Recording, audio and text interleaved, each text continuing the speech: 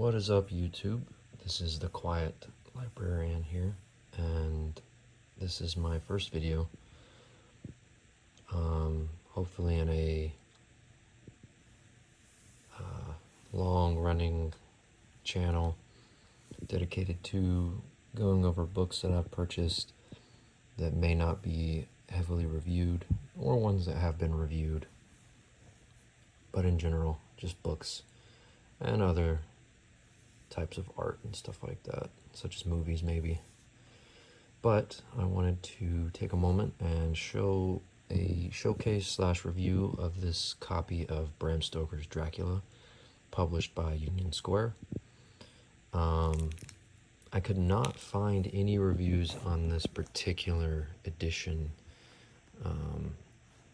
on Amazon's website, on the actual publisher's website, and on YouTube. I couldn't find anything, so hopefully this gives some people a good baseline to base their purchase on, should they want it. But I recently decided to pick up Dracula, and I have a copy of the Penguin Classics paperback, and I'm not completely through it yet, but I've been really enjoying it. And with the upcoming release of Nosferatu, that glares in the way, I wanted to actually sit down and read the book, and it has been a difficult read, particularly because the book was written in the late 1800s, and if you're not familiar with that type of writing style, it might be a little difficult to read.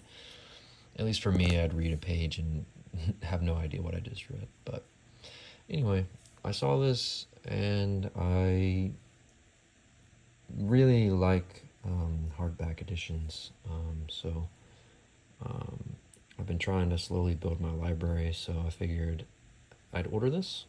I couldn't find any reviews on it, but regardless, it's here finally. And a couple of things to note: I thought it would be larger. So this is my, like I said, my Penguin Classics paperback, and I thought this was going to be larger than this one, but it is not. And not only is the face, obviously smaller for the, by the way, this is the special Gilded edition, and I think it runs about $20 on Amazon, but it's also thinner. There are less pages, and you can see why it's called the Gilded edition. It has gold leaf along the page edges, but anyway, regardless of the size, this is a beautiful little book. It's almost like a pocket edition. It's very small. Like, you can see my hand, and I don't have very large hands, so I was very surprised at how small this was. But I wanted this specific edition because the original copy of Dracula was a yellow cover with red lettering, and I thought this was an interesting little inverse of that, with a red cover, and obviously yellow is gold lettering.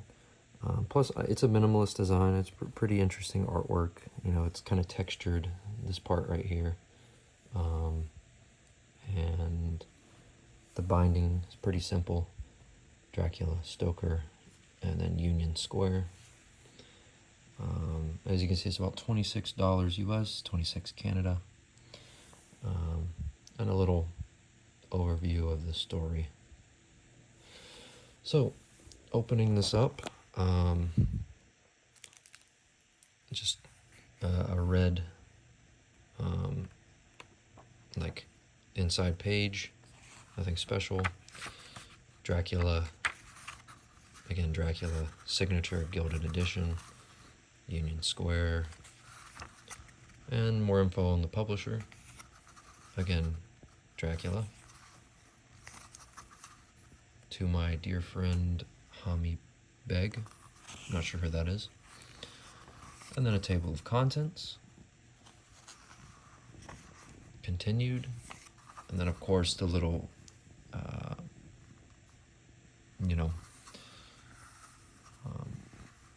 intro or whatever that it comes with Dracula. And then it goes right into the book, chapter 1, Jonathan Harker's journal. And then if you kind of just flip to the back of the book, this is what I was surprised with. There are no illustrations, by the way. Just the last page is the ending of the book itself. 426 pages, and it's only the novel. There's no indices, there's nothing else, which is fine. It's a small little book, and it's a beautiful little edition. I'm happy for my purchase, but